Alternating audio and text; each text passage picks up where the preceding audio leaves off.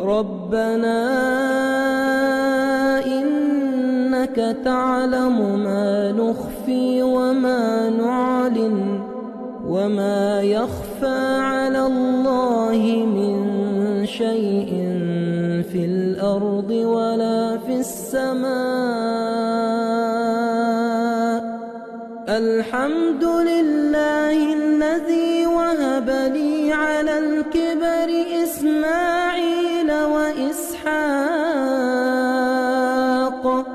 إن ربي لسميع الدعاء.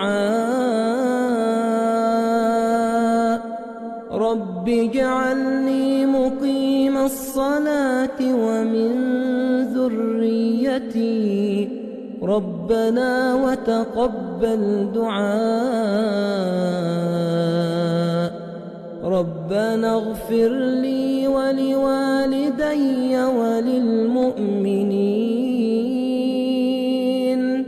ربنا اغفر لي ولوالدي وللمؤمنين يوم يقوم الحساب.